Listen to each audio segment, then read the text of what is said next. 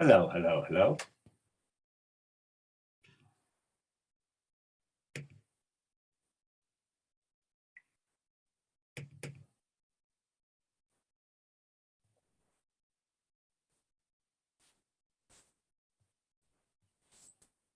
Who's that? Who's that?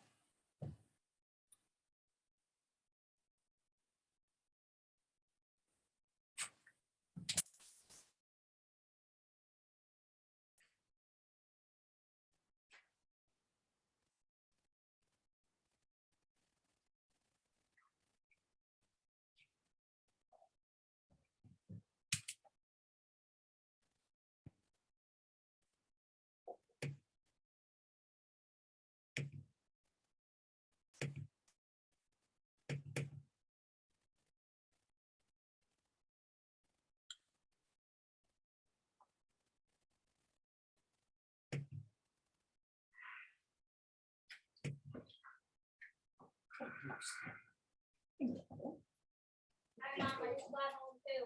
Hi. Dad's on top, so.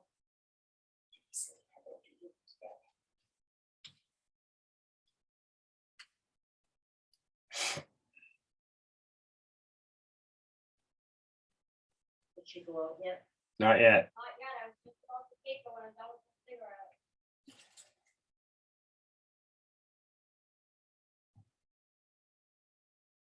I'm gonna take her because I wanna see.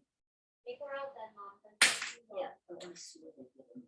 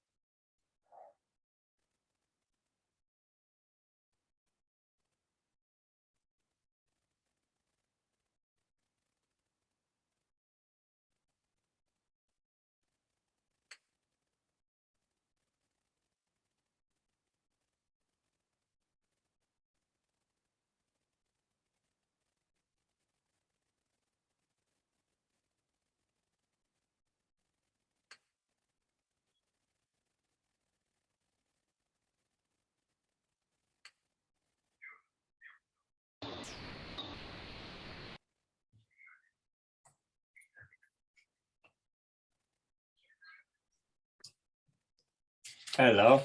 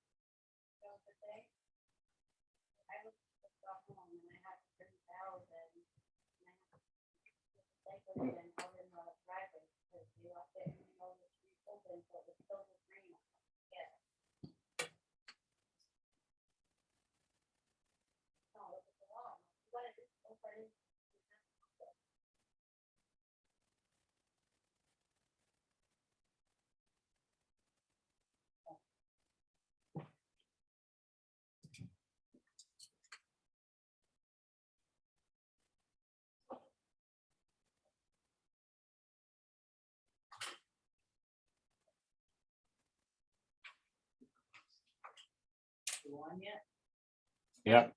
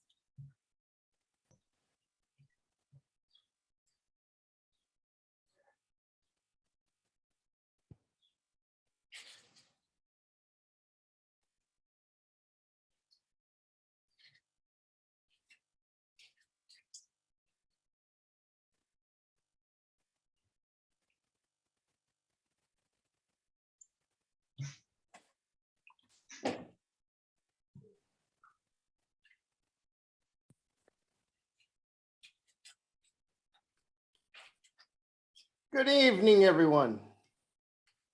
Hello, David. How are you today, Tom? Good.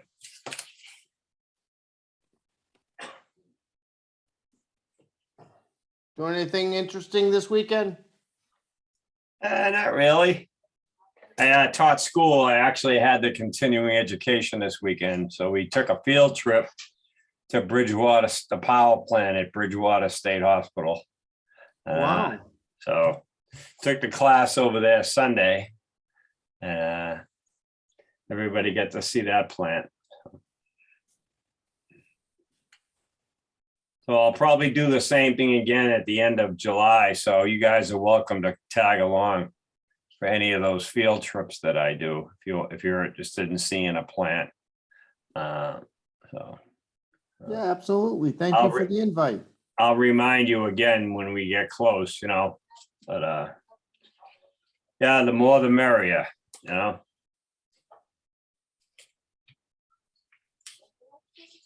it's always interesting to see how people do it different, you know? Oh, absolutely.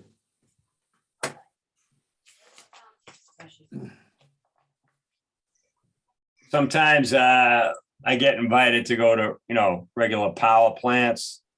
Other times it's small institutions like, Walpole Prison, Bridgewater Prison, but both of those plants are cogeneration plants. They make electricity there, so it's pretty interesting. Bridgewater has a gas turbine, so it's a neat setup. Yeah, that would be kind of cool to check out, Yeah. actually. Yeah. Yeah, if you don't live too far away, if it's, within striking distance to where you live, then makes it more fun, Well, I live out in Winchton. Yeah.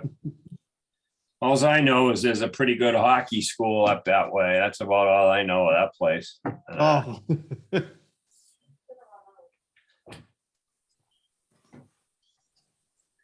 That's near the New Hampshire border, right? Pretty close, yeah. Yeah. For all the effort, it might be worth your mile to live in New Hampshire. Live free or die and all that stuff. Yeah.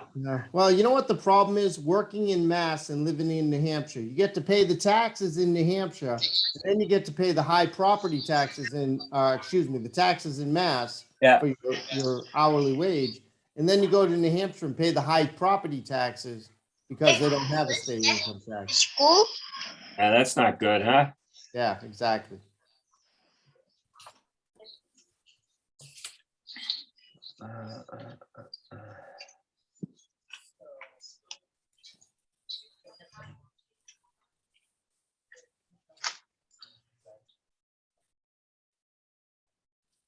So I live close enough that I can go shopping in New Hampshire and benefit from the tax-free stuff. Oh, yeah. Yeah, that's a good advantage. Yeah. Go throw it in the touch, and don't you dare do that.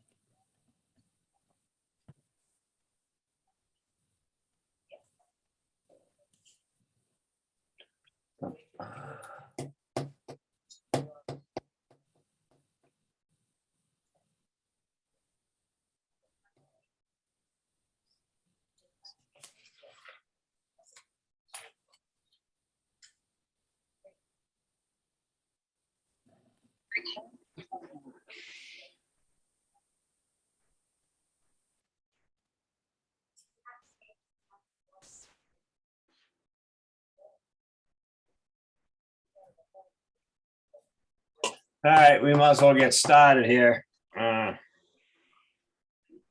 Last class, I don't think we covered everything they're going to talk about in boilers, but we covered the basics. I assigned homework number 2. I asked you to get that done. So I think the first activity for us tonight is review that, make sure everybody's on board with the correct answers. So why don't we go ahead and take a look at that homework number 2. As usual, we'll just start with the from the top of the list. Let's go with Dominic for question number 1 on the homework. I have the manufacturer's tag, steam output in pounds per hour divided by 34.5, BTUs per hour input divided by 41,840, or BTUs per hour output divided by 33,475. Excellent, excellent. That's exactly them. All right, nice job. They're going to ask everybody that question, so make sure you're prepared. But once you know it, you know it. So that'll probably be one of the tougher questions they ask about boilers. All right, good. All right, let's go with Jeff Lopez for question 2. Fire tube and water tube. Yeah, basically, that's it. The two basic classifications of boilers are fire tube and water tube. All right, doesn't get any simpler than that. All right. Number 3, how about Tommy Maderas?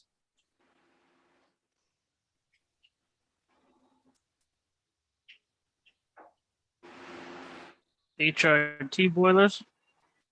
Okay, HRT boilers do have flat surfaces, but I was looking for the even broader category of all fire tube boilers. All right, all fire tube boilers have flat surfaces. All right, so that's what they're looking for on the state exam. All right. How about David Boyd for number 4? What is a longitudinal joint? A well joint that runs the length of the boiler. Excellent. Yeah, it's the seam or joint that runs the entire length of the shell or the drum. All right, and it's considered the most important joint, welded joint on a boiler. Keeps it together. Good. Joshua Estrada, number 5. Fire tube boilers have flat surfaces which require stays and staples. Yep.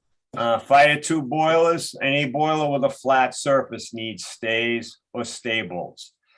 I don't think it comes up, but often they ask, what's the difference between a stay and a stable? A stay is a stable longer than 8 inches in length. All right. Or a stay bolt is less than 8 inches in length. So, all right, Joe Lane, how about number 6? What type of boilers utilize water wall construction, modern water tube boilers? Excellent. Yep. All water tube boilers today utilize water wall construction. All right. Good. Greg Lovett, how about number 7? Maximal allowable working pressure. Yep, the MAWP. That's the highest pressure that a particular boiler can operate at. Very good. All right. Richard Piper, how about number 8?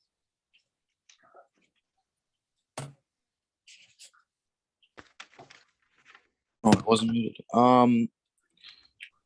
What size is a manhole? What size is a handhole? Manholes are either 11 by 15 or 12 by 16 or 15 inches around. Handholes are 2 3/4 to 3.5 inches. Excellent. That's exactly right. That's them. Nice work. All right. How about Donovan Velasquez? Let's see, number 9.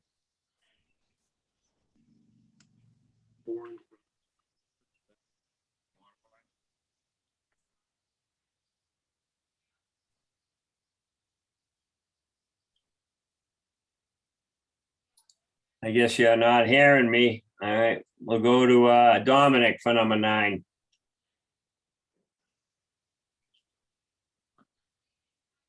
Scale forms below the normal water level. Okay, very good. Where will scale form in a boiler below the normal water level? Beautiful. Jeff Lopez, number 10. Oh, I actually skipped that one. All right. How about Nicholas McDonald? Yeah, actually 10 and 11 were the only 2 I skipped. Okay. All right. Tommy Maderas, number 10.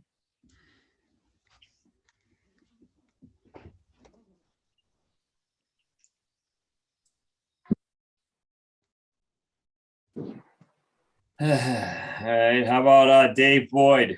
Hey, all right, I got this one via the dry pipe. Very good. All right. All fire tube boilers use the dry pipe to separate moisture from steam. How about number 11, Dave? How is moisture separated in a water tube boiler? Scrubbers or a cyclone separator? Excellent. Cyclone separators or scrubbers. All right. That's because in a water tube boiler, the water steam mixture is coming back to the drum at higher velocity. They need something a little a little better.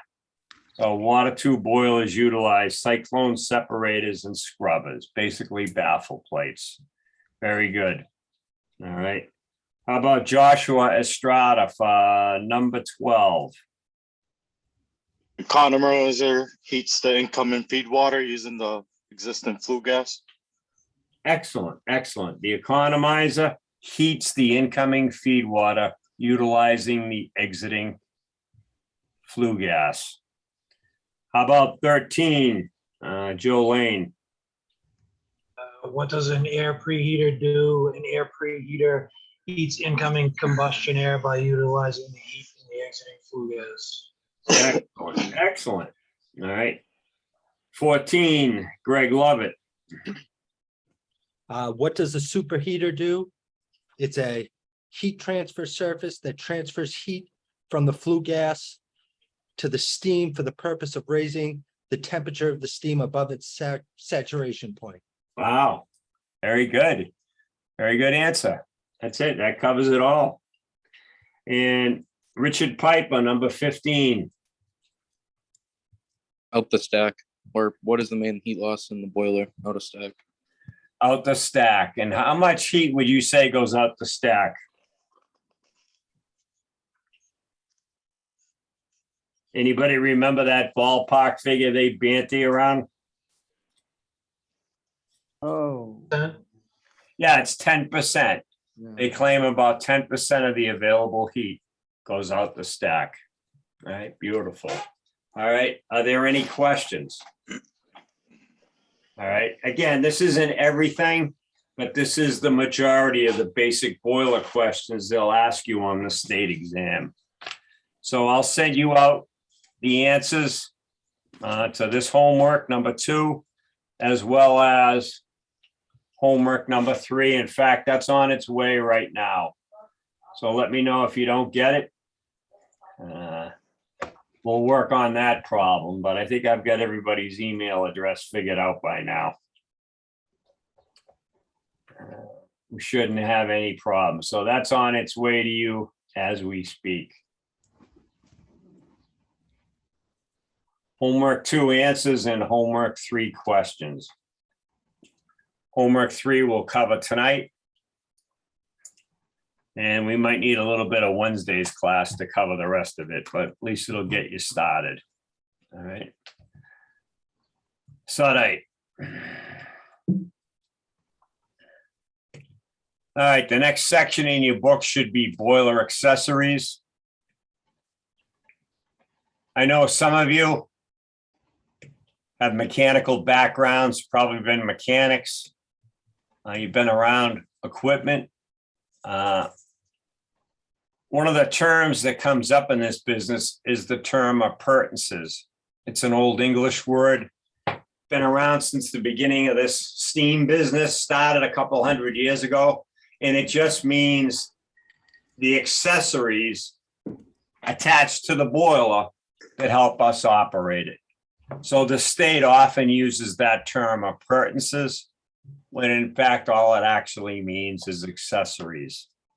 All right. For most firemen, where I start off is explaining the basic types of valves. All right. Many of you are going to know this, so bear with me.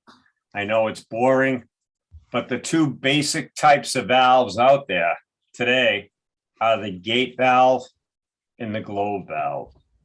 Pictured here is the gate valve.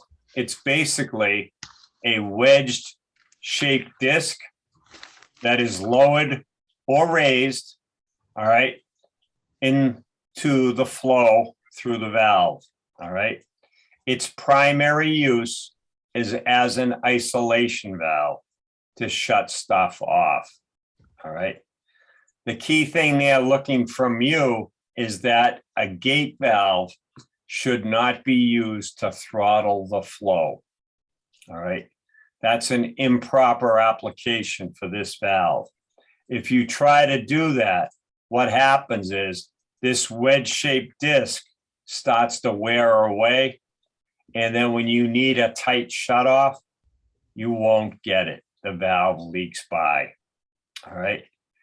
The only other key point they ask about the gate valve is that when it's wide open, it offers very little resistance to flow. In other words, there's not much of a pressure drop across the valve when it's wide open. His cousin, the globe valve, is also an isolation valve. But the globe valve is the preferred valve if you're going to control the flow or throttle the flow of the process. So if you want to squeeze down on the flow, the globe valve is the right valve. All right. Now, that comes at a price. When the globe valve is wide open, it offers more resistance to flow due to the internal components of the valve. There's more of a pressure drop across the valve, even when it's wide open. Today, most globe valves have a renewable seat of the valve. So as that wears, rather than buy a new valve, you can just buy the seat and replace it. All right. Any questions about the basic gate valve and globe valve? Good. Now, a page or two away is a list of the most commonly seen valves in this industry. You can see starting at the top left, there's an explanation of a gate valve, pretty much what I just gave you. Below that is the globe valve, all right?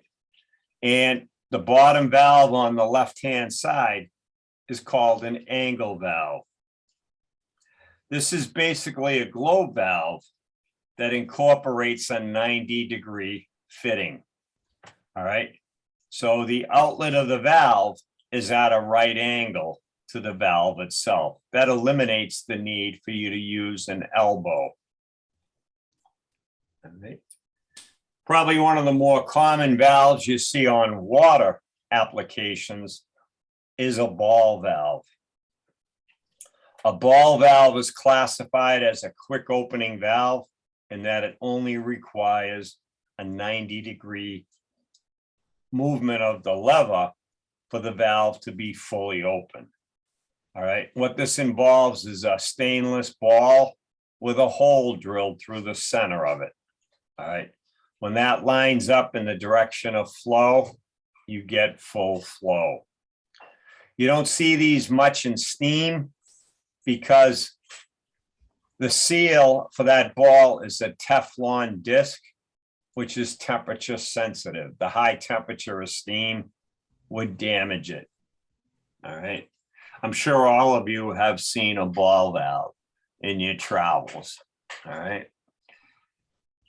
Next on that list is a butterfly valve.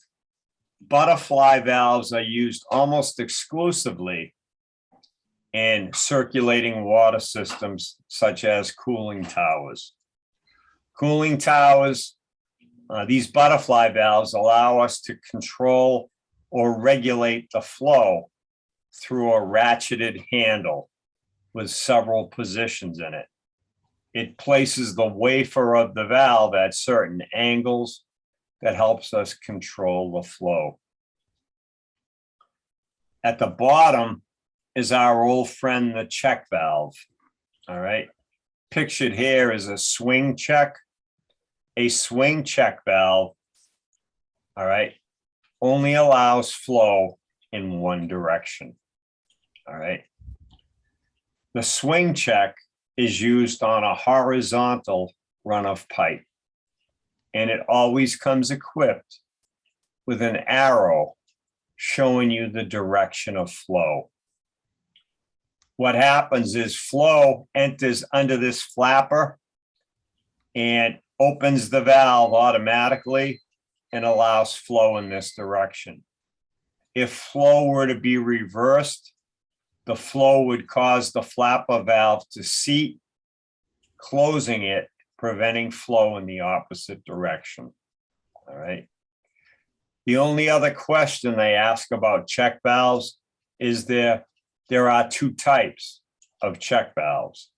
The swing check, which is used on a horizontal runoff pipe. And on the next page, the lift check. The lift check is used on a vertical runoff pipe. All right.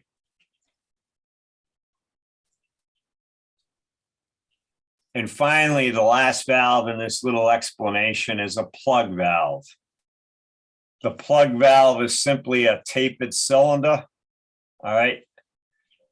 And it also only requires 1/4 turn to be fully open, and it's classified as a quick opening valve. The inside blowdown valve on boilers is usually a plug valve. And that's basically about mainly the different types of valves they'll ask you about on the state exam. All right. Most of the valves in the boiler room industry, the power plant industry, are pictured here and is labeled as an OS and Y valve. All right. OS and Y valves have a stem, all right, that becomes exposed as you open the valve. When you close the OS and Y valve, the stem is no longer exposed. It disappears when the valve is in the closed position. The most likely question they'll ask you about this is, what does OS and Y stand for? All right. And it stands for outside stem and yoke. All right, so you might want to write that down because that question appears on every test. What's the difference between that valve and a gate valve? Nothing. An OS and Y valve can be a gate valve. It can also be a globe valve. All right. All right. The only difference is the type of stem that it has. All right. All right. If it gets exposed when the valve is open, that's important because these valves are often in locations well above us, over our heads. All right. That all we have to do is glance up to tell if the valve is open or closed. Many of these valves are in such positions that they require a chain operator. All right. Has anybody ever seen a chain operated valve? All right. All right. Some of these could be MOVs, motor operated valves. All right. But yeah, because it's an OS and Y valve doesn't indicate whether it's a gate or a globe. That depends specifically on the application. All right. Now, one of the things that most people don't get in this business is this basic fact. And let me see if I got a good picture here to show you this. Where the stem passes through the body of the valve, the hole in the body has to be bigger than the stem for the stem to move freely, go up and down. Wrapped around the stem at that location is a material we call valve packing. This valve packing is kind of a graphite covered rope material, all right, that we cut off a big roll into segments, all right, that wrap around the stem, fit into a cavity, and they are squeezed by a gland follower to control the leakage of the valve. In other words, if the valve is leaking, we can tighten up on the packing. All right. It used to be that during overhauls, the firemen and the engineers in this business would spend some of their time packing, repacking valves. Has anybody ever done this or seen this done? All right, Dave, tell us. Once you do it, you basically become an expert, right? Yeah, it is. It's really not very hard. Yep. Pretty simple, a pretty mindless activity, but you get good at it. You learn a few tricks, and and that's basically all there is to it.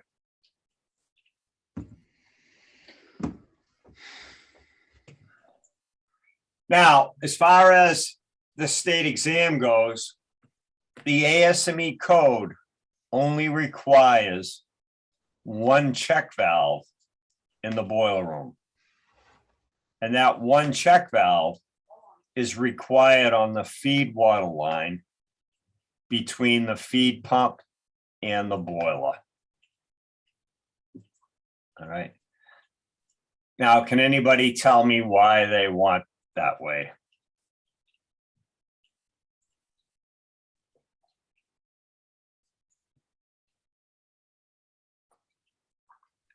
All right, what don't they want to happen? Running a boiler with no water. Well, that's definitely true, but the check valve doesn't really help us with that. Think about this. To pump water into the boiler, the pressure from the pump has to be higher or lower than the boiler pressure. Higher. It has to be higher. If the feed pump trips, what will happen to the water in the boiler? It could expand. It'll try to come out Yeah. the feed water line. All right. But the water in the boiler is under pressure. When it gets to the feed pump, all right, not only could it cause the feed pump to spin backwards, but a majority of it will flash into steam. That could be dangerous for me and you. All right. So the ASME code requires a check valve to prevent the backflow out of the boiler to the pump. That makes sense? Yep. All right. Now, this also shows another question they ask about. It says, the question says, if you use a globe valve as the isolation, the manual isolation valve on the feed water line, what is the direction of flow? Now, if you look at this closely, you'll see from the feed pump, the water would come under the disc. All right.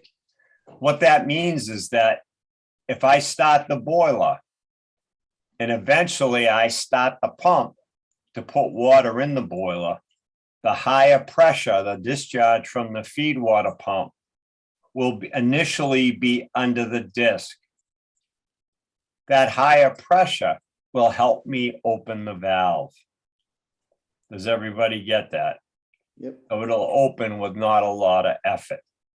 Conversely, if the feed pump trips and I need to close this valve to isolate the boiler, the water coming out of the boiler will now flow on top of the disc and make it easier for me to close the valve. It'll assist me. That additional pressure will be going in the right direction to help me close the valve. Does everybody kind of get that? All right, good, good. So that's about the only thing they can ask on this illustration. Where do you need a check valve? All right, and what is the direction of flow relative to the isolation valve on the feed water line? All right. Most of you were disappointed to learn that once you become a fireman or an engineer, you and I are permitted to take anything attached to the boiler apart that's flanged or threaded. All right. What you and I should avoid doing is welding anything to the boiler or pressure vessel. Does everybody buy into that? But one of the questions on the state exam is, how are things attached to the boiler? That could be a safety valve, a pressure gauge, feed water line, blowdown line. Most low to medium pressure boilers have threaded or flanged connections. Once you get into high pressure boilers, generally over 1,000 PSI, most of the connections to the boiler are welded. All right, does everybody kind of get that? All right. Should you and I ever be welding on a boiler? Absolutely not. All right, even though you might think of yourself as a hotshot welder, all right, there's too much that can go wrong. All right. Usually what they say in that business is that the strength of the vessel is dependent upon the strength of the weld. So basically what that means is you got to know what you're doing if you're going to be welding on boilers or pressure vessels. All right. And then finally, the one big thing that people overlook often in this business is the fact that when you put a fire in the boiler, it's going to get hot. All right. And all the piping through which steam travels, it's going to expand. Later on, when you shut the boiler off, all that piping is going to contract. All right. That constant expansion and contraction of the piping has to be accounted for in some way. The most common thing on main steam lines is what they call an expansion loop. They put a loop of piping in it so the pipe can flex in much the way an accordion flexes. All right. In the old days, they used something called a corrugated expansion joint. All right. The corrugated expansion joint was actually a spring-loaded connection with a canvas covering called a bellows. And that expanded and contracted to allow for pipe expansion. These corrugated expansion joints have pretty much been replaced today by these sleeve type expansion joints, which are way more expensive, but do a far better job. All right. One end of the pipe is smaller and it slides in and out of the larger pipe to allow for expansion and contraction. All right. Many of you have probably seen this flex hose, pretty common on compressed air tanks. All right. Anywhere where expansion and contraction has to be accounted for in relatively short lengths. All right. So flex hose you might see in 1 foot, 2 foot lengths. All right. That allows us to take up for expansion and contraction. So one of the things that confuses a lot of people is when they look at the boiler room piping, the piping coming off the boiler to the main header has often got what appear to be some unnecessary loops in them. That is done specifically to allow for expansion and contraction. Even a short radius, rather than a straight piece of pipe, allows a little bit of flex to allow for expansion and contraction. Does everybody kind of get that? All right. So sometimes it's a little bit more elaborate than you think probably necessary, but it allows that steam piping to expand and contract. All right. We had a steam turbine at Brayton Point, the big unit down there, 650 megawatts. It was about 200 feet long, but the steam turbine itself, from a cold metal state to operating temperature, expanded about 15 inches. All right. So the whole steam turbine grew about 15 inches from its cold to its hot state. That's pretty impressive when you consider that the clearance between the rotating components and the stationary components was about 10 thousandths of an inch. So they were able to maintain that clearance, but at the same time allow the machine to grow, over a foot. And that's pretty impressive. Yeah.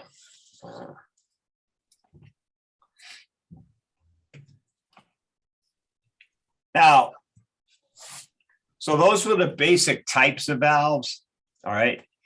Now, the other thing I'm trying to get you familiar with is some of the terminology you'll hear in this business. And most of you have probably heard the term boiler stop valve or main steam stop valve. All right. What the ASME code says is pretty straightforward. If you got a boiler, it's got to have a valve on it that you can isolate, close the boiler off from. All right. All right. They don't tell us whether that valve should be a gate valve or a globe valve. All right. But most of the valves, most of the main steam stop valves or boiler stop valves are OS and Y valves. The type of valve that indicates its position by the stem position. All right. Because these are usually up high on top of the boiler, many of them are chain operated valves. All right. If your company's got deep pockets, they could be motor operated valves, what we typically call an MOV in this business. All right. However, where the real question comes in on the state exam is this. If you've got 2 or more boilers in your plant and they are connected to by common piping, a common header, all right, together, any boiler having a manhole has to have 2 main steam stop valves, right? That is the only thing in the ASME code done for personal safety. All right. And let me show you what I mean. In this picture, you can see there's a stop valve right at the boiler and a second stop valve on the line coming from the header to the boiler. All right. When that's required, that indicates to me that this boiler has a manhole in it. All right. What does that mean, Joe? What's out? What does it mean? Yeah, when the boiler has a manhole in it. It means like the inspector is supposed to climb inside and check it out, or the new fireman gets forced inside his first day. All right. Somebody is getting inside that boiler. All right. Now, everybody should understand this. Somewhere out here, there could very well be other boilers operating. Does everybody get the danger involved? You're getting into a confined space, all right, that's isolated by 2 valves from high pressure steam. All right. Right. That's the reason they want 2 stop valves. So you get positive shut off. All right. Now, let's talk about the big question that comes out of this. All right. Let's say I'm picking on David tonight, and I tell David, I want you to get inside the boiler to inspect it. Take a look around, tell me what you see. There's 3 things that David needs to do. Can anybody tell me what they are?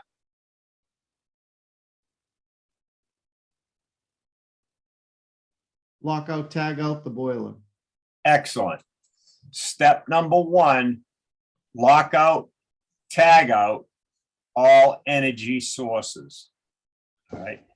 That means anything like steam, water, fuel, electricity, all has to be isolated, locked out, and tagged out.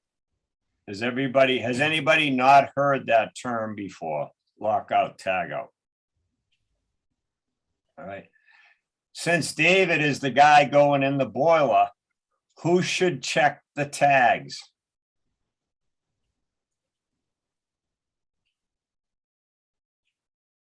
David should check the tags to make sure that everything is locked out and tagged out.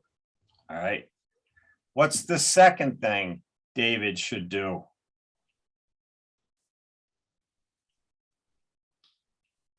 Make sure I have a buddy. Not yet, but that's coming. How about, would David like to breathe while he's in there? All right. Absolutely. All right. So we have to make sure that he has enough oxygen to breathe. How do we do that? Use a sniffer. We use a sniffer and we analyze the oxygen level. How much is enough? 20.8, or is that what it? 20.9 is the amount of oxygen in the atmosphere. All right. OSHA says you and I got to have at least 19.5%. Hold on one second. Hello.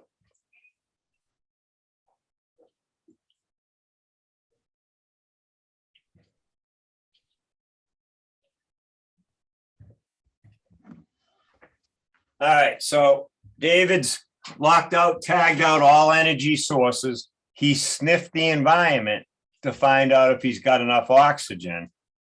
Now, David, what's the third thing you need? A buddy. Yep, an outside person. But here's the thing, at least in the facilities I've been in, I have to fill out a confined space permit. Yeah, And so the confined space permit procedures are the sniffer. We have to go through that to do the oxygen, any gases. So that's where that's typically covered. In the third spot would be, we have to have a buddy who's there because you can't go in alone. yeah, that's all fine and good, but that doesn't change the fact that on the state exam, the question says, what three things are you gonna do before you enter a confined space? Yeah. Right. So that third thing is have an outside person. All right.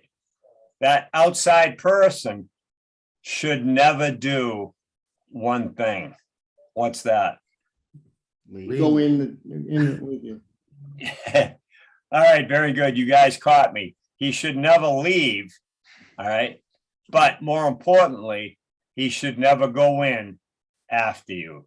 The best he can do is try to pull you out of there without getting himself in trouble or call for help. All right. Now, the reason they set this up initially or originally was this. The two main steam stop valves, the two isolation valves, have a free blow drain between them.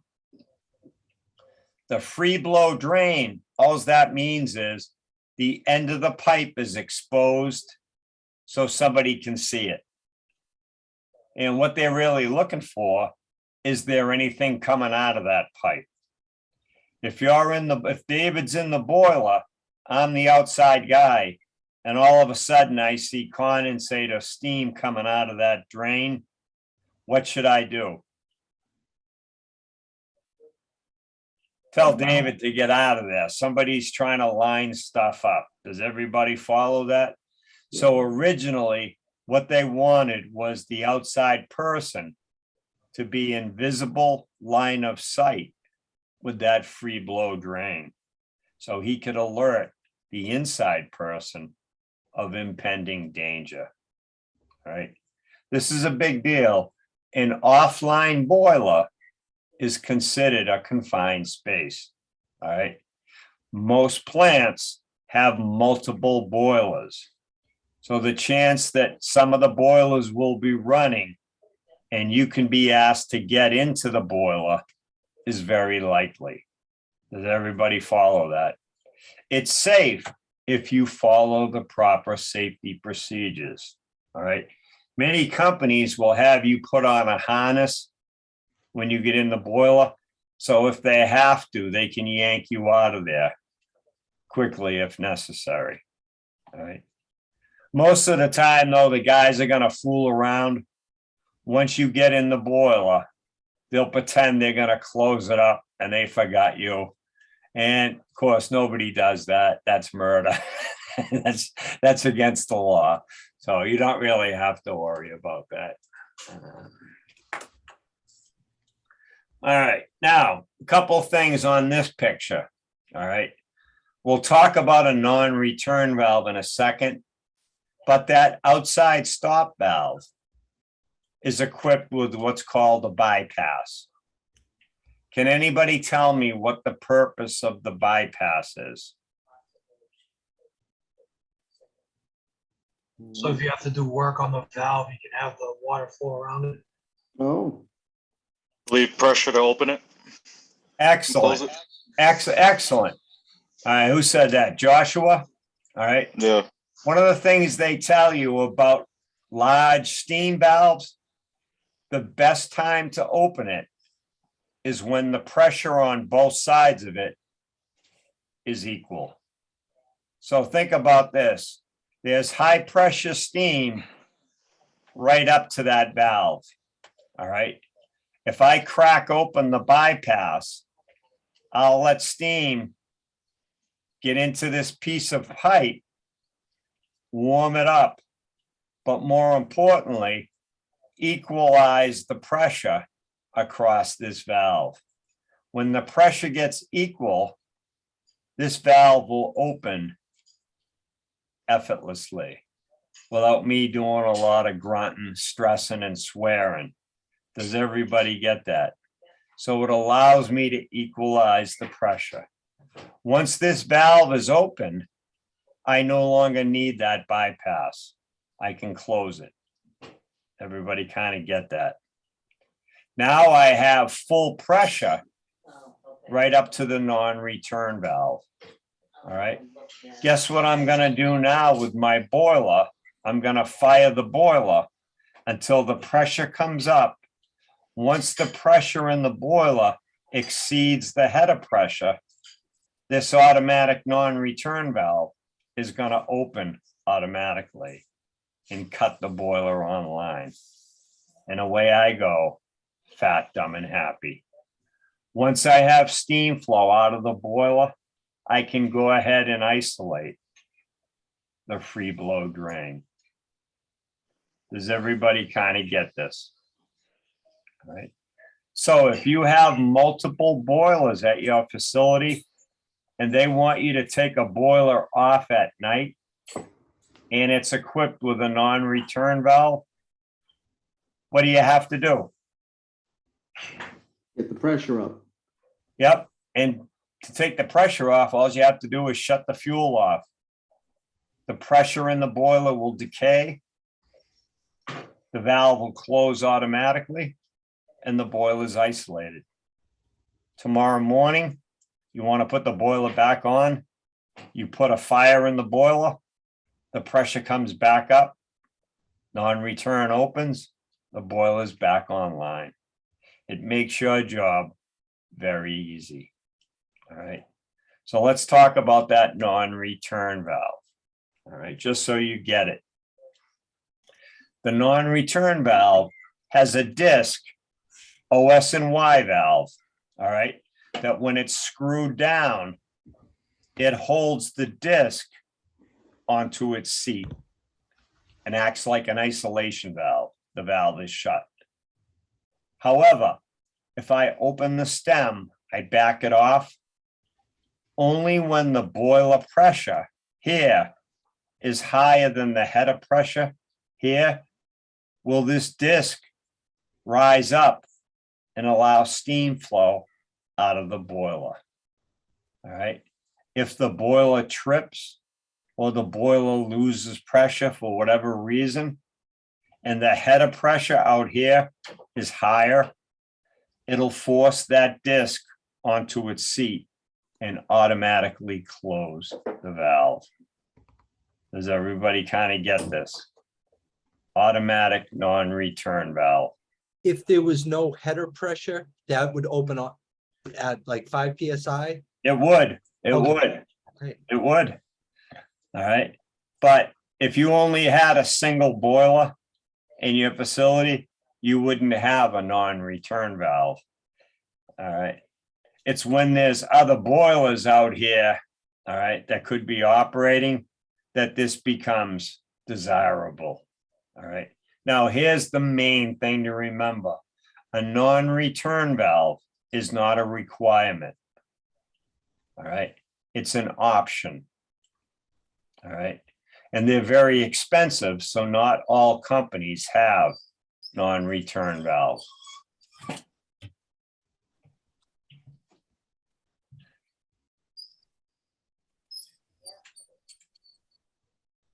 Any questions? So on the state exam, here's what the way the question's worded. The non-return valve allows steam flow out of the boiler only. That's what the answer they're looking for. It doesn't allow steam flow into the boiler or any other combination. It only allows steam flow out of the boiler. Any questions? All right, that's enough about valves. All right.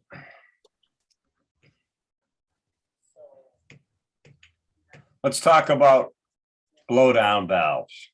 All right. And one more time, just to emphasize this. I've explained this a couple times.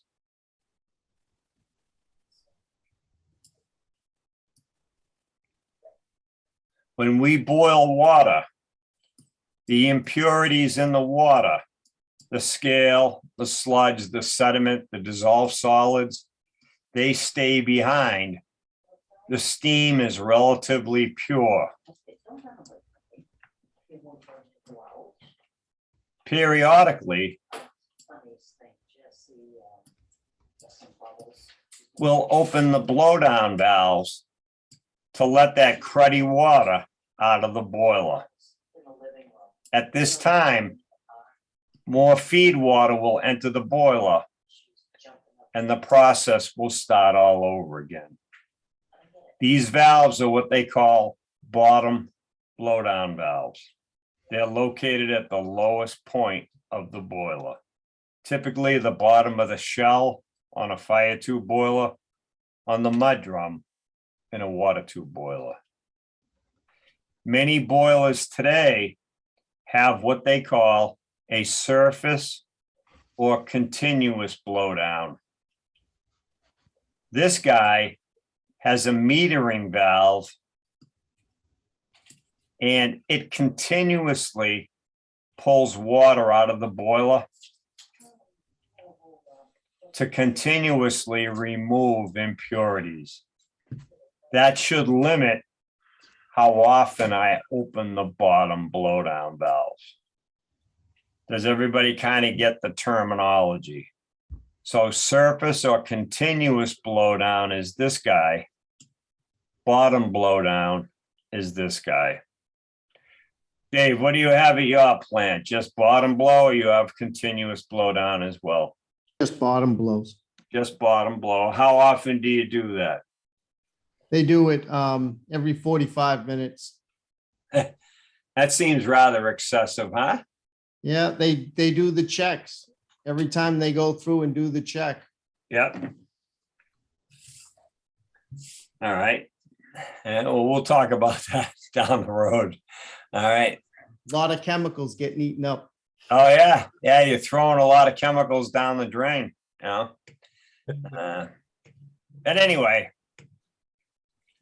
So, all right. Now, one of the questions they ask you is in that first paragraph.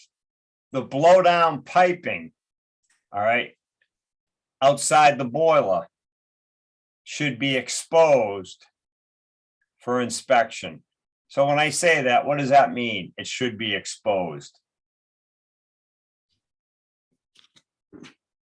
Not insulated. Excellent, not insulated. That water is going to the sewer ultimately. What the hell are you trying to insulate it for? All right. What's more important is that I see if it has any holes in it or any leaks. All right. A hole in the blowdown pipe will cause low water in the boiler. All right. I don't want that to happen. Does everybody get that? I want to see if there's a problem with that pipe. All right. All right. Most blowdown piping today is made out of extra heavy piping, what you and I might know as Schedule 80 piping. That's the thick wall piping. All right. It's heavier dutier than Schedule 40. All right.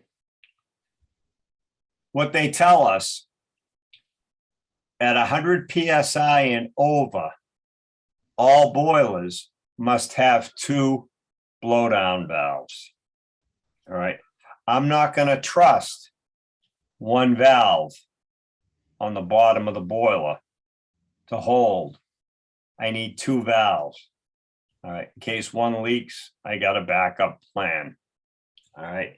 If you have 2 valves, they say the inside one or the one closest to the boiler can be a quick opening valve. A quick opening valve is a valve that opens fully in less than 5 full turns. The outside valve should be a slow opening valve, a valve that takes more than 5 full turns to be fully open.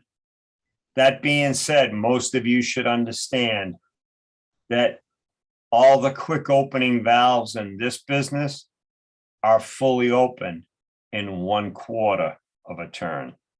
So you move the lever 90 degrees, the valve is full open. It opens very quickly. Now, on the state exam, they're going to ask you, why are boilers equipped with blowdown valves, or why do we blow down the boiler? All right. The main reason is so we can remove sludge and sediment. All right, we got to get rid of the crud that accumulates in the boiler water. The second thing that happens, occasionally we'll get high water in the boiler. How we fix that is we open the blowdown and let some water out. So we control high water. Right? Because we're adding chemicals to the boiler, all right, opening the blowdown will help us control the chemical concentration. All right. If we get overzealous, we add too much chemical, we can fix that by blowing it down. All right. And then finally, the fourth reason is that occasionally we have to dump or drain the boiler for cleaning and inspection. Right. Now, there's a few cardinal rules, all right, about boiler blowdown. The one thing that everybody wants to hear is when you open the blowdown valves, never walk away from the boiler with the blowdown valve open. All right. It could take as little as 15 seconds to drain the boiler. Remember, the high pressure water in the boiler will come out way faster than the feed pump can put it back in. All right. So if you walk away and forget about it, the boiler is going to drain. All right. The second thing is this. When you operate the blowdown valves, which are either located on the side of the boiler or at the very back, all right, you have to have visual line of sight with the gauge glass. You've got to see how much water's in the boiler as you blow it down. And then the real question they ask on the state exam is, what is the best time to blow down the boiler? And what they recommend is that the boiler be at full pressure, but low load. What that usually means is it's off shift. All right. Afternoons and nights. The boiler's at its full operating pressure, but at a low load. For the third engineers, if you happen to have a water tube boiler with water walls, you never blow down those, you never operate those valves when there's a fire in the boiler. So you never blow down the water walls when there's a fire in the boiler. Even the temporary disruption, all right, of flow will overheat those tubes and cause damage to the boiler.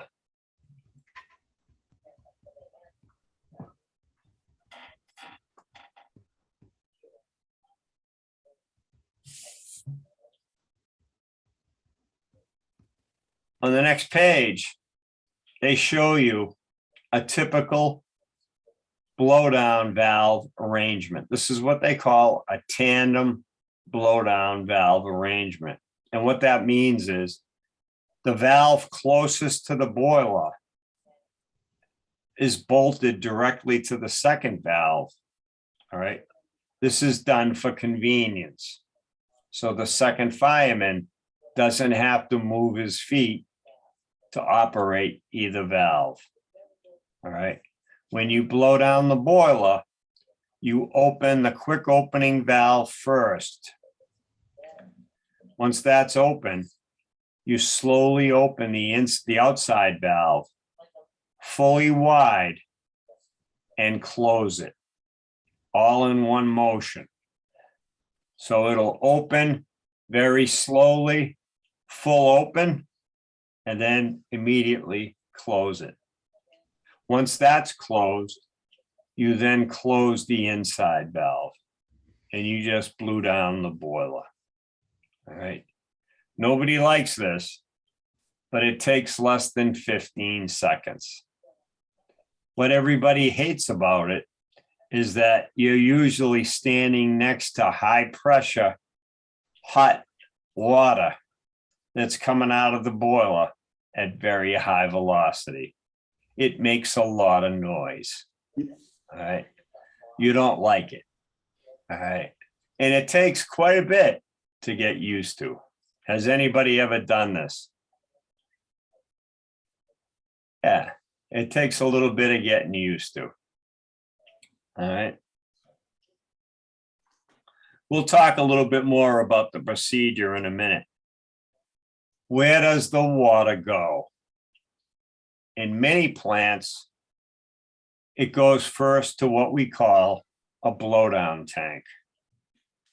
A blowdown tank is nothing more than a holding tank that's vented to atmosphere. Some of the water coming out of the boiler will flash into steam. That steam goes out the vent line to atmosphere. Meanwhile, the water that remains behind in the tank, we add cold water to it to lower its temperature so we can discharge it to the sewer. All right. Many jurisdictions have a limit on how hot the water can be that you discharge to the sewer. Typically, it's around 120 degrees. I don't know what it is at your plant. Boston Water and Sewer probably has the most stringent standards. I think it's 115 degrees in the city of Boston. You can't put water hotter than that down the sewer, mainly because there's people working down there. All right. Everybody kind of gets that, right? Don't want to burn them poor sewer people. All right. Now, an alternative to this is what we call in this business a flash tank. The flash tank is actually a better idea.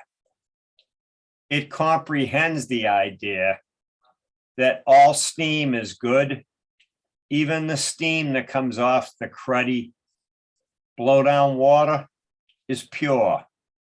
So why not utilize it and recover the heat that would otherwise be lost? So in a flash tank, we recover that low pressure steam and use it in the DA or some other low pressure application where we need steam. The water on its way to the sewer passes through a heat exchanger and heats up the incoming city water. So we recover all the BTUs that would otherwise be lost. All right. So that's the difference. A blowdown tank simply tempers the water before we discharge it to the sewer. A flash tank recovers the heat that would otherwise be lost in the blowdown. David, what do you have at your plant? Do you happen to know? I think they have a flash tank, to be honest with you. Okay, all right. Probably check into that. Yeah, Yeah, I will. Now that you brought it up, I was like, Yeah. see what we have. yeah. Always a good idea to see what we got. All right. Now,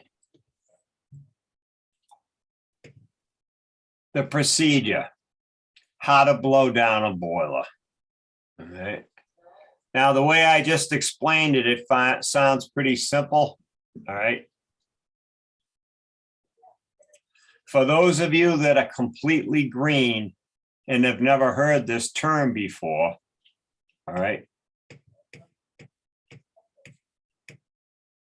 One of the indicators that tells us how much water is in the boiler is the gauge glass. All right, everybody understand that? All right. In this case, the gauge glass is attached to the water column, which in turn is connected to the boiler. All right. Here's the point. When they ask you to find the true water level, they want you to make sure by the best of your own ability that what you see in the glass is a true indication of the water that's in the boiler. What they're asking you to check out is that neither the top connection to the gauge glass or the bottom connection is plugged in any way. All right. So what they'd like you to do is blow down the top and the bottom connections by opening the drain valve and making sure none of these connections are plugged. If after you do that, the water level comes back into the glass, you've proven to yourself that what you see in the glass is accurate. Does everybody kind of get that? So finding the true water level may in itself take you a minute or two to do properly. All right. But getting back to the procedure, it then tells us have a half a gauge glass or better. What I'm saying there is have enough water in the boiler. So if you let some of it out, the boiler won't trip on low water. Does that make sense? All right. They tell you open the cooling water to the blowdown tank. In every plant that I've ever been in, this happens automatically. Those valves are temperature control valves. They will function automatically. But you need to say this for the purpose of the state exam. All right. You're then going to open the quick opening valve the inside valve, open the slow opening valve fully wide, close it, close the quick opening valve, check the column in the glass, and then finally secure the cooling water to the blowdown tank.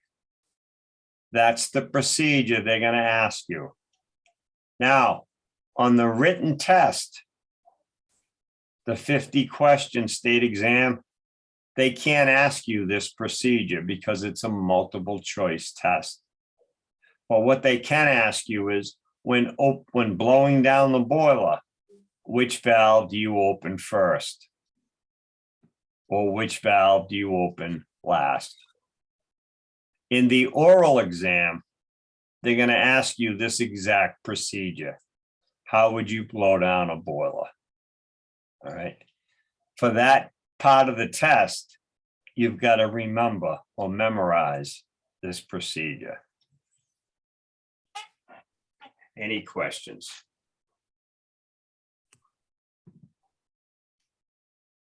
It sounds like a lot. The average person can do it in 20 seconds. I know that sounds like a lot out of your busy schedule as a fireman, but you'll manage. All right.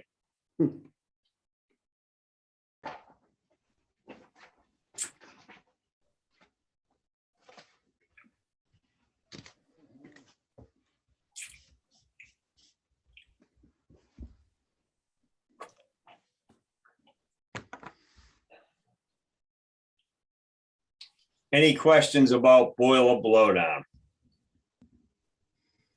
It's all pretty clear to you? Very good. Let's talk about pressure gauges.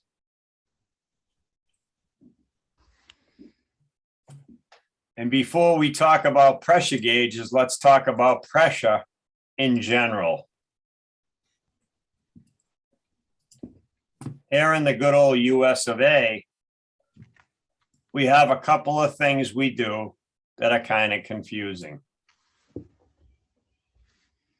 PSI, of course, is pounds per square inch. PSIG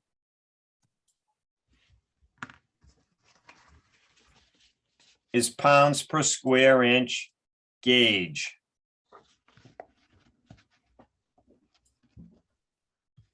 And PSIA is pounds per square inch absolute pressure, or pounds per square inch absolute. PSI and PSIG mean exactly the same thing. It is the pressure in pounds per square inch that does not include atmospheric pressure. All right. Most of us know what is atmospheric pressure. 14.7. 14.7 PSI at sea level. PSI and PSIG do not include atmospheric pressure. Atmospheric pressure is included when we talk absolute pressure. So in other words, let's say you got tires on your automobile and the tire says inflate to 35 PSI or 35 PSIG. They mean the same thing.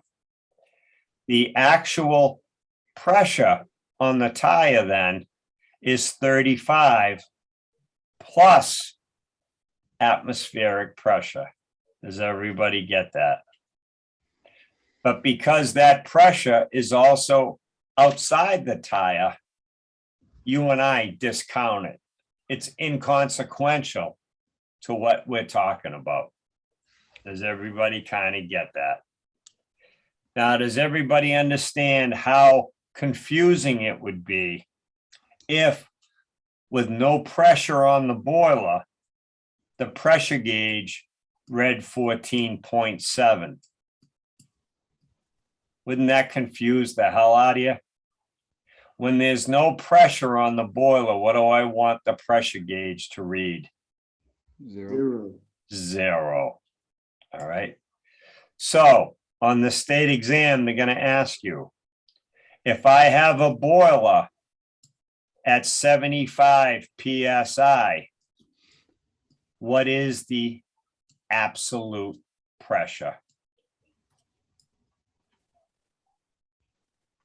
89.7. 89.7. What? PSIA. Yes. PSIA. All right. Why do you and I even care about this? Scientists, physicists always deal in absolute pressure. It's too abstract for me and you. We don't care. All right. The steam tables, the Bible that tells us all about steam, those steam tables are in absolute pressures. All right. Now, here's the big news, and this is the one they love to ask. How do you and I measure absolute pressure? What's the device called that measures it? The barometer? The barometer. Excellent. All right. Everybody remember the barometer? All right.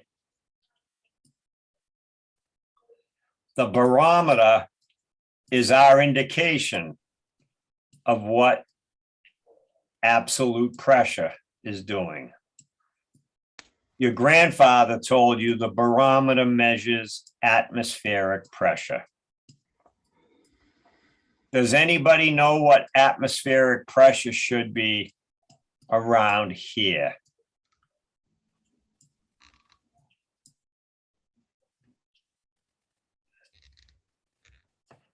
On a perfect day, around here at sea level, the barometer reads 29.92 inches of mercury.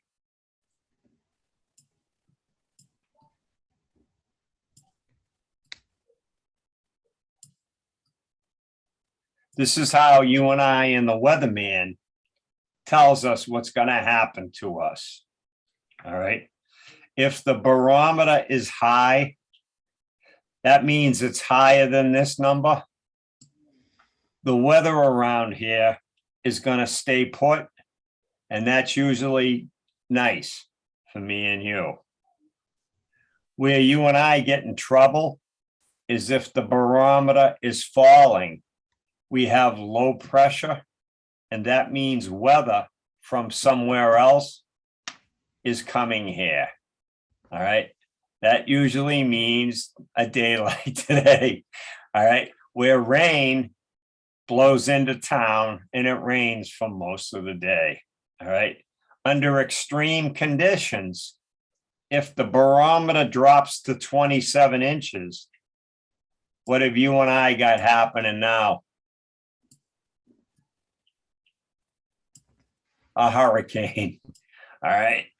That means the pressure around here is so low that air rushes in from everywhere else. All right. Creates that cyclonic effect that you and I call a hurricane. All right. All right. Aren't you glad you took this class so you could learn all about this?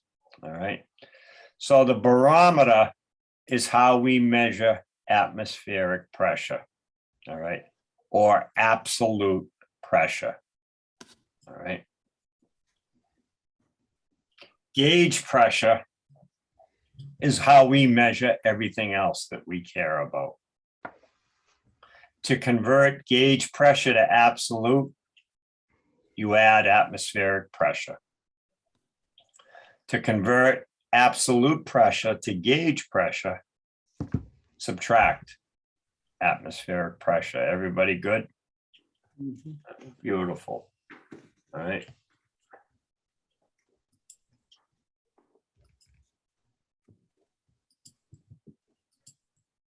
Now,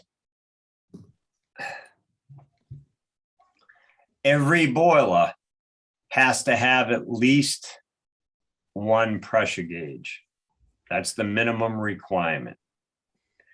You can have as many as you want. Knock yourself out. You can have them everywhere, but you got to have at least one. The pressure gauge is always connected to the highest part of the steam side of the boiler. All right, so it can be located on the steam and water drum in a water tube boiler, or on the top of the shell in a fire tube boiler. All right, they got to be visible from the operating floor. It doesn't do you any good if you can't see it.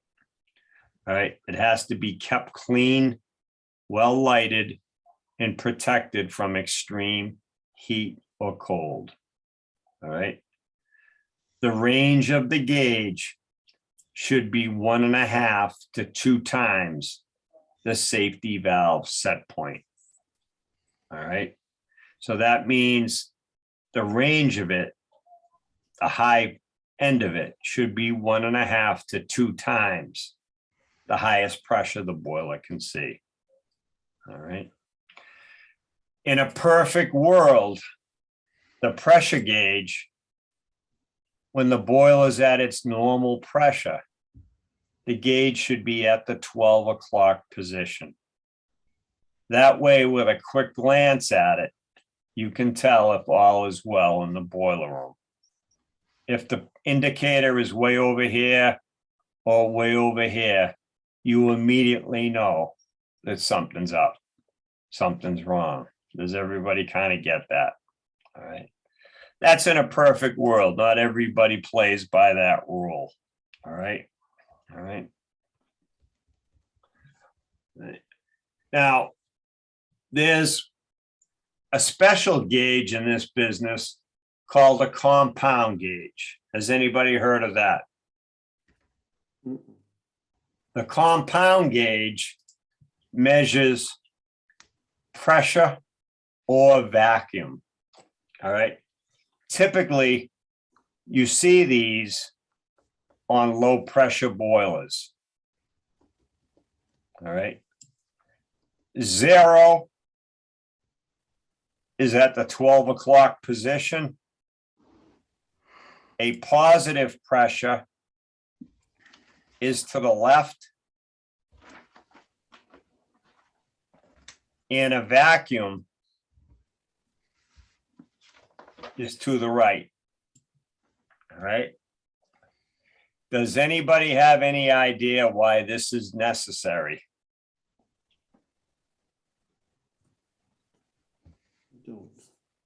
All right, fair enough.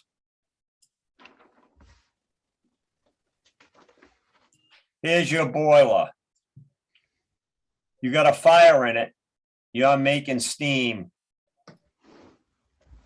At the end of the day, you want to go home, you shut the boiler off. All that space in the boiler and in the piping that was filled with steam, what happens? It condenses and cools down. The steam condenses, all right? But guess what can't happen? Because it's a sealed or closed vessel, what can't get in? Air. Air. So what happens? The boiler comes under a vacuum, all right? Unless you did one important thing. Open the vent valve. Does anybody ever open the vent valve on their boiler? Yeah. Very good. All right, Joshua, when do you do that? When do you operate that valve? Either you're starting the boiler or you're draining it. Excellent, excellent. So when you shut the fires off and the pressure in the boiler decays down to say 20 pounds, 15 pounds, you open the vent. When you start the boiler, once steam starts coming out the vent, you know the boiler's doing what? Heating up, creating Making steam. steam. All right. One of the major rules in firing a boiler, you always fire it in low fire Yep. until it starts making steam. Once the water's boiling, that means the boiler metal is hot enough that now I can put the pedal to the metal and fire it harder. The indicator I have that I'm making steam is when steam comes out the vent. Does everybody get this? So they put compound gauges on low pressure boilers to alert the operator that they forgot to do what? Open the vent. Open the vent.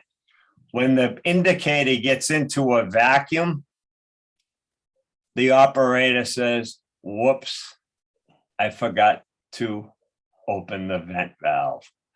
Remember, the boiler is designed for high internal pressure. It's not designed for high external pressure. The weight of the atmosphere technically can collapse a boiler that's under a vacuum. All right. There's that much pressure over every square inch due to atmospheric pressure. Now, they have one trick question here that they love to ask. Can a compound gauge measure pressure and vacuum at the same time?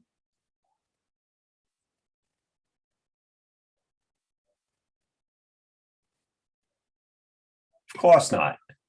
All right. And this planet, we have one or the other, right? We either have a positive pressure or a vacuum. All right. So it's a compound gauge can measure either pressure or vacuum. All right.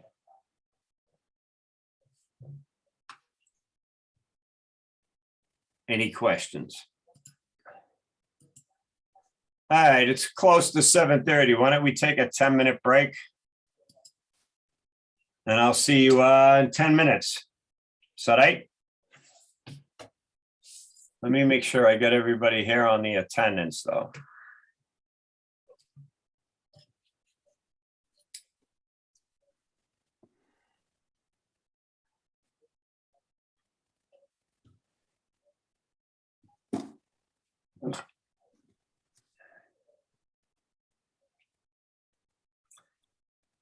Hey, who's 002958? I don't recognize your number. Yeah, sorry, it's Nick. Yeah, I had to log in a different way this time. It wasn't All working. right, yeah, who are you? Nick McDonald. Okay, sorry, Nick, I got you. Yeah, I don't go for those secret password things or secret agent names. I only know you as Nick, you know. 002958. All right, I'll see you in 10 minutes.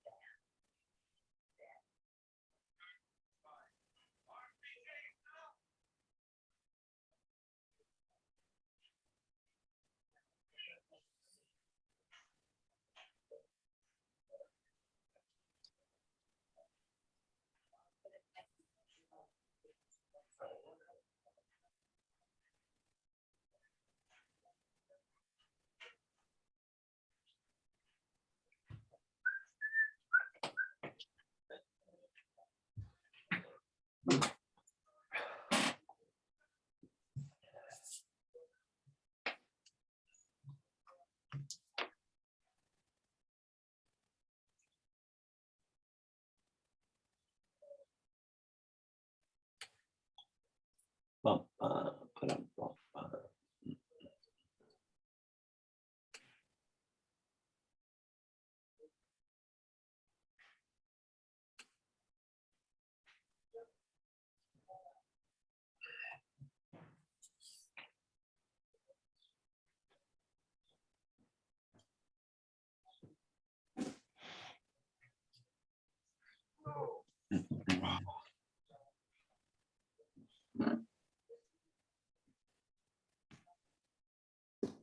All right, it looks like it's time to get back at it.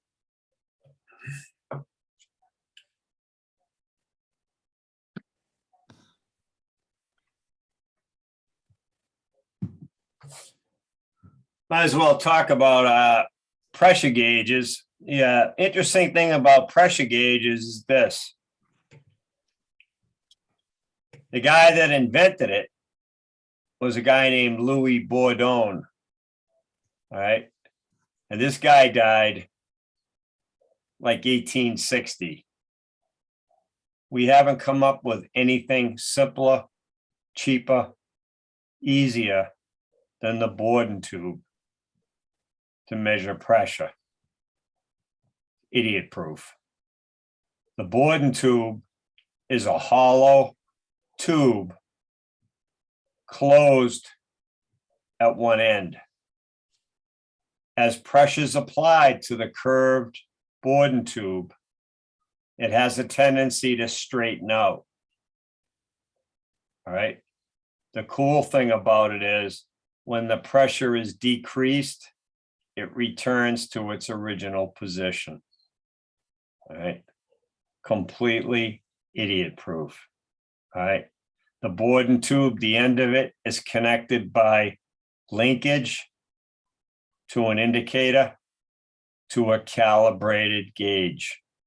And that's how we read pressure. All right. That's why pressure gauges are so cheap. All right. Now, there's one trick to this whole thing. People have seen a pigtail siphon, this little curly Q attachment that is often attached to pressure gauges. That is used exclusively with live steam. And what it does, it allows the steam to condense so that what's actually in the Borden tube is water, condensate. All right. Live steam will kill the Borden tube. If you've ever seen a pressure gauge that reads a pressure when there's not connected to anything, that's what's happened to it. Somebody attached it directly to steam. Live steam got in the Borden tube. It straightened out once and never returned to its original shape. They killed it. All right. Does everybody get that? Now, the Borden tube isn't the only game in town, but it's by far the most common and cheapest way to measure pressure.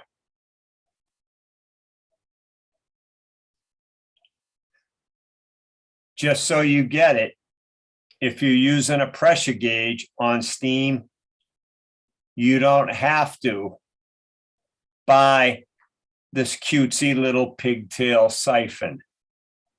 You can build one out of pipe. The whole idea is the steam has a chance to condense before it hits the pressure gauge. All right, that's all that's required. All right, and don't let them trick you on the state exam. They'll ask you, when piping up a city water line, when piping up a pressure gauge to the city water line, a pigtail siphon is needed. True or false? All right, it's false. You only need the pigtail on steam applications. The live temperature of steam is what kills the Borden tube. It destroys it. So I get a kick. You go into plants, you see them on oil lines with the siphon, the pigtail siphon. They're on everything because somebody told them that's the way to do it. Not necessary. Now, I want everybody to understand the other trick question they have. If I took a pressure gauge, a Borden tube pressure gauge, and I threw it in a tank of water that was 200 feet deep, what pressure would it read? Nothing, Why? because the pressure's all around it. It's not just inside. Excellent, excellent. All right. The Borden tube pressure gauge measures differential pressure. That is the pressure that's inside the tube compared to the pressure outside the tube. In most applications, what pressure's outside the tube? Atmospheric. Atmospheric pressure. But in that environment of a tank of water, the same pressure that's outside the tube would be the same pressure as inside the tube. The gauge will read 0. Does everybody get that? There's no differential. All right. The other question they love to ask second firemen, people new to the business. With the pressure gauge on an operating boiler, can I swap out or change the pressure gauge? What was the question? With the boiler operating, could I change this pressure gauge out? I'd say, yeah.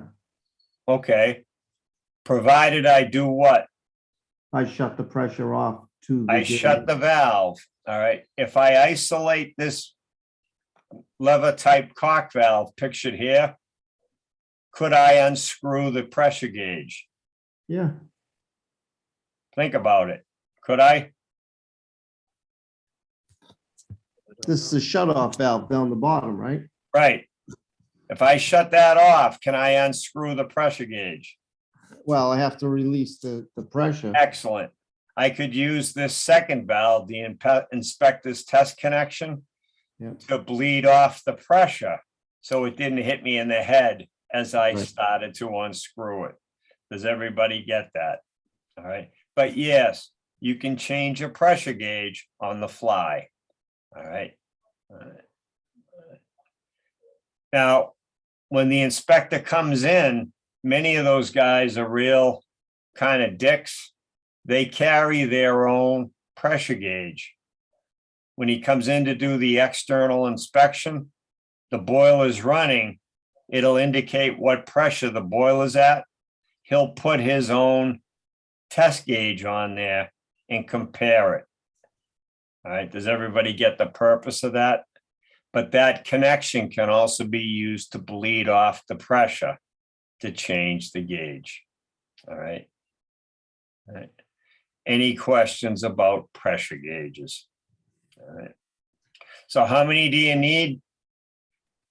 One at least. At least one. Excellent. Excellent. All right. All right, let's talk about water columns and gauge glasses. All right. Oh, by the way, did anybody check their email? Did you get those homeworks I sent you? Yes. Very good. If anybody didn't get it, let me know by the end of class. I'll see what went wrong. All right. Now, as I mentioned earlier, in most boilers, high pressure boilers, the boiler is connected by piping to a water column. To that, I attach the gauge glass. All right. The reason for that is pretty simple. Boiling water is a pretty violent activity, very turbulent. So by bringing those connections to the water column first and then attaching the gauge glass, which is going to indicate the water level, I slow down that turbulence. I make it possible for me to see that level. All right, does everybody get that? Otherwise, it's jumping around too much. It's difficult. All right.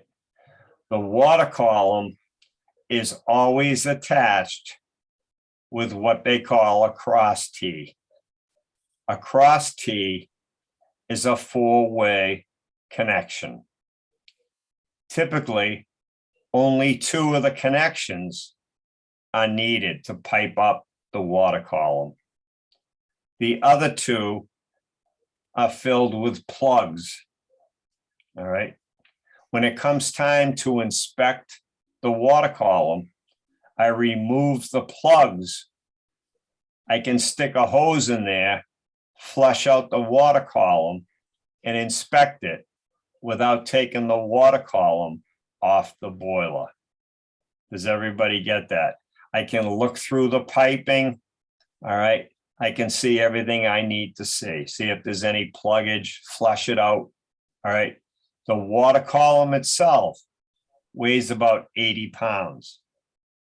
So to take it off, I'd have to climb up a ladder, undo the piping connections, and manhandle this thing to the ground. Right, far too dangerous. So cross tees are always used to install the water column for cleaning and inspection. All right, that's what they're gonna ask you on the state exam. All right. All right. Now, here's the weird part. Any valves that go to the water column have to be the type of valve that indicates their position, whether they're open or closed. So for instance, an OS and Y valve or a lever type valve, all right? This is such a big deal in the utility plants that these valves are typically chained in the open position, so nobody inadvertently closes them. But here's the good news. In the year 2000, the ASME code says for all new boilers, you don't have to have isolation valves to the water column. They can be piped directly to the boiler. And the reasoning behind that was if you damage the water column badly enough that you have to isolate it, you probably shouldn't be running the boiler anyway. Does everybody get that? All right. If you broke the water column, then you probably shouldn't be running the boiler.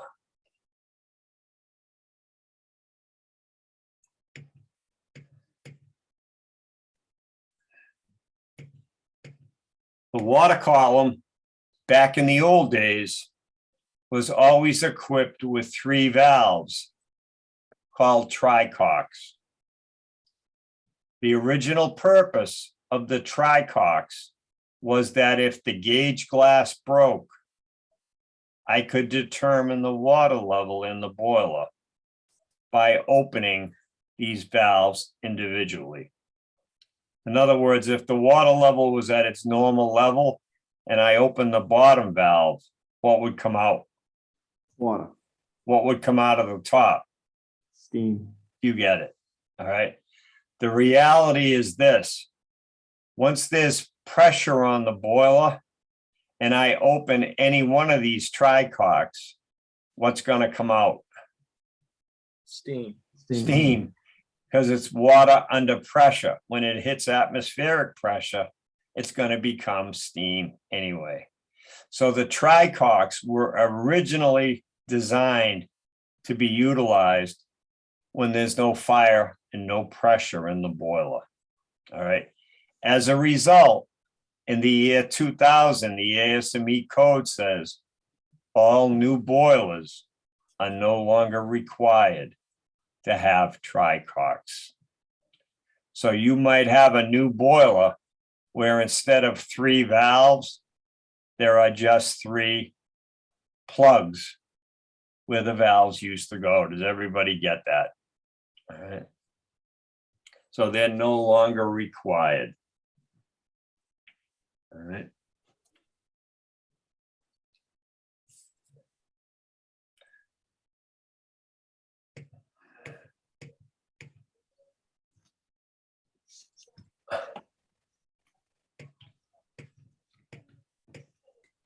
The gauge glass, when it came from the factory, was equipped with a chain.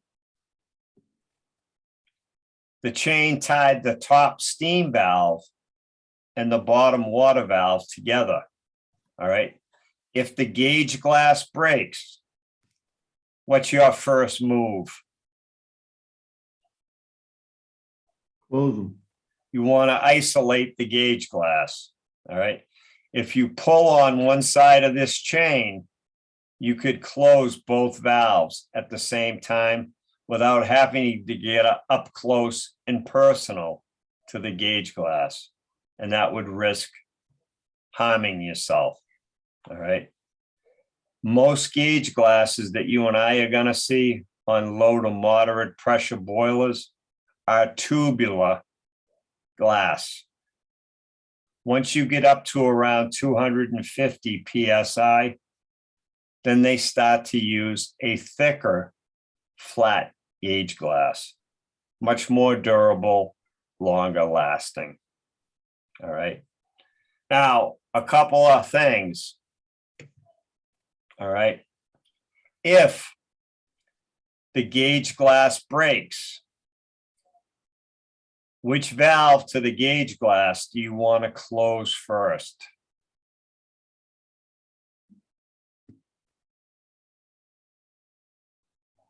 I'd say top. Bottom one. Yeah, the bottom is the right answer. Here on planet Earth, which way does water fall? Wouldn't I have steam coming out of the top though? Yeah, exactly. Which way does steam flow? Down, it will go down. Yeah, really? You seen steam flow down? When it's coming out of No. that hole at pressure, it will blast down. No, it's gonna go straight out or up. Water, on the other hand, due to gravity, is gonna fall. Guess where you are?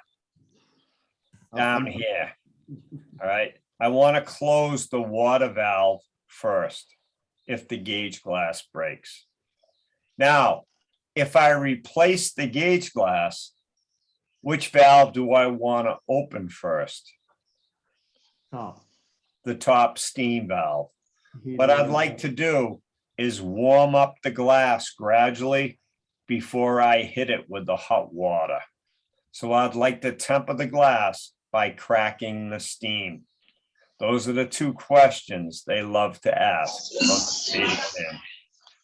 All right. So if the gauge glass breaks, close the bottom water valve first. If you replace the gauge glass, crack open the top steam valve first.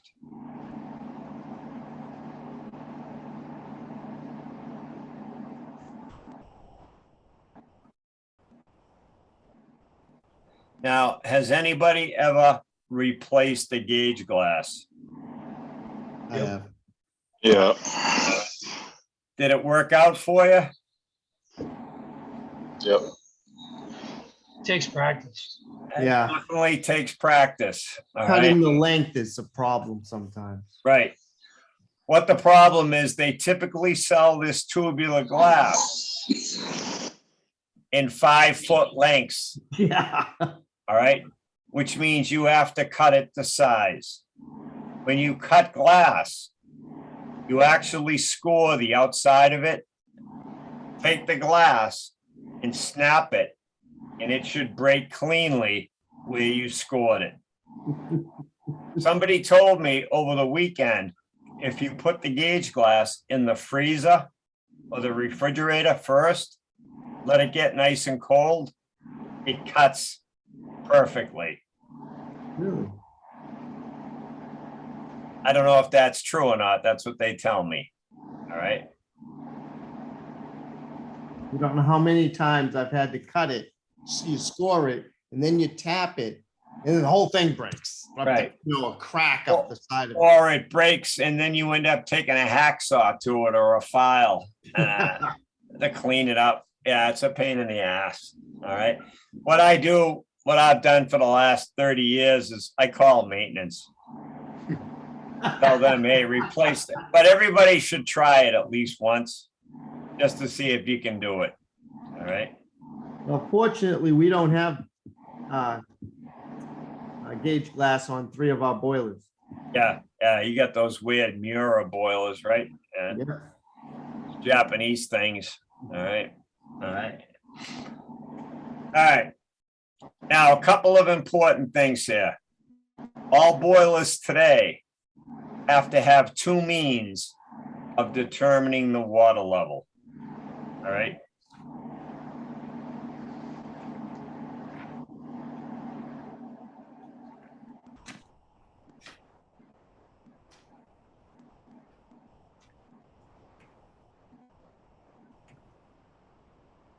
All boilers have to have 2 means of determining the water level.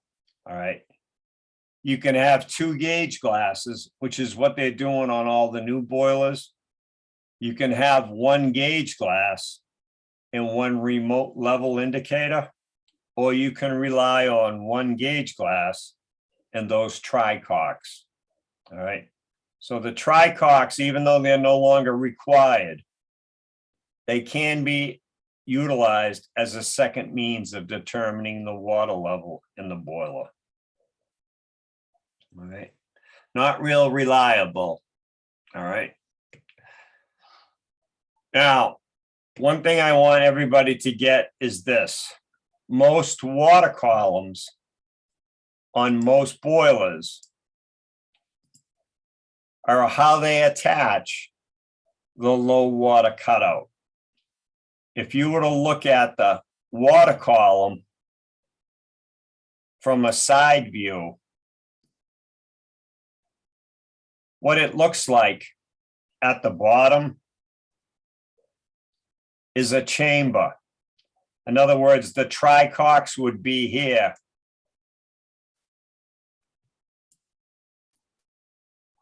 The gauge glass would be attached here. And the low water cutout,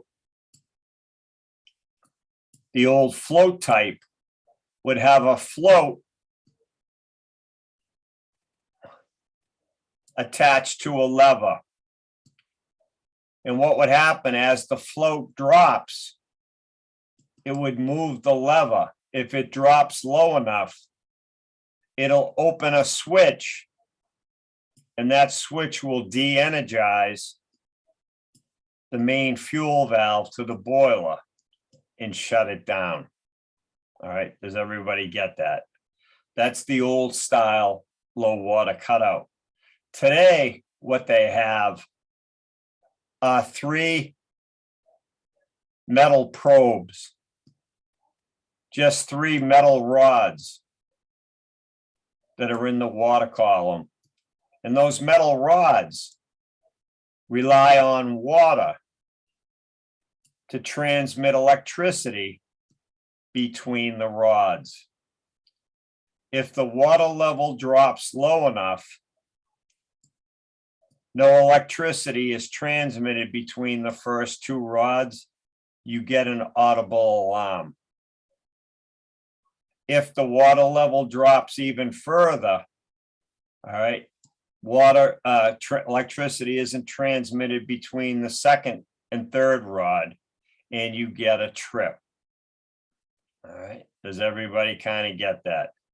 This is the most common type of low water cutout today, the probe type. All right. Every boiler should have a dead man switch that allows you to disable the low water cutout. What that switch does, it allows you to blow down the water column in the gauge glass by holding your finger on the button, and the boiler won't trip. All right, so you can test the low water cutout, get the audible alarm, but not physically trip the boiler. That's desirable in many plants. They don't want to trip the boiler because then you're going to have to restart it. All right, everybody kind of get that? Dave, do you have that at your plant or?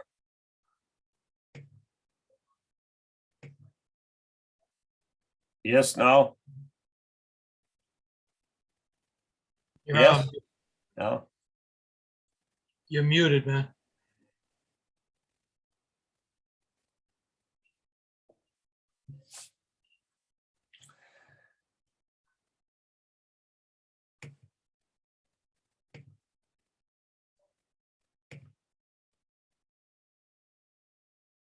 All right, the other thing I want you to notice is this. When the water level is at the lowest visible level in the gauge glass, the water is still 2 or 3 inches above the top row of tubes. in a fire two boiler. Does everybody get that? All is not lost. All right. So if you think you've got low water in the boiler, you've still got time to make a move. Now, that being said, if the water level gets that low, what should be your move?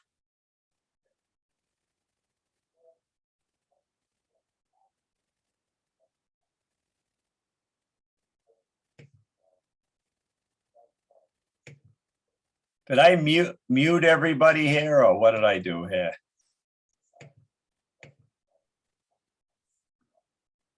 No. All right, can anybody hear me? Yeah. Oh, okay. All right, if the water level gets that low, what should be your move?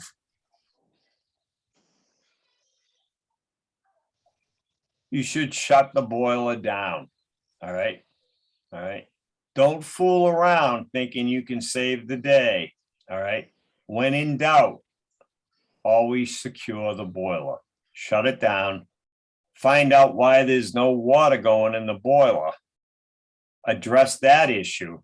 Restore the water level, and then relight the boiler. That makes sense? All right. Typically, in most boilers, if the water level gets that low, the boiler should have tripped automatically. All right. If it doesn't, something's wrong. You should manually trip the boiler, shut it off. All right. Find out what's gone wrong, add water, and then relight. All right. I'll probably tell you that 30 times before you graduate here, but all right, I want to make sure that safe operators leave this class. All right. All right.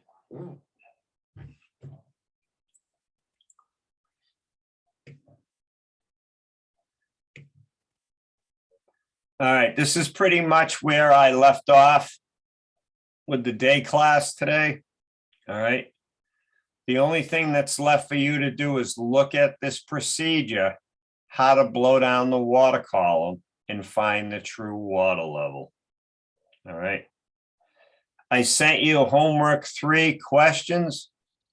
That'll be due next week. And I sent you the answers to homework 2.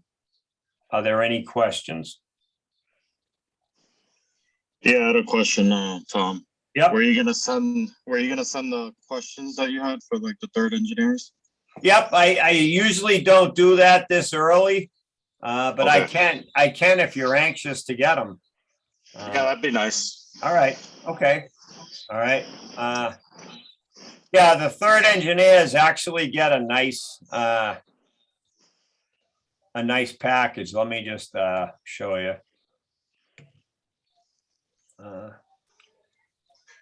Right here, this third engineer state review question. There's about, I forget, 147 questions. That is the database of all the state exam questions. All right. So the idea being, if you can answer all those questions, you're good to go. You're Yeah. an expert. I'll tell you what, I won't do it tonight, but I'll get it to you this week. You're not taking the test anytime soon, are you? No. Just if get a head start would be good. Yep. I'll send it out this week. I've actually got 2 of those. The second one has some of the answers with it, so it's also pretty desirable.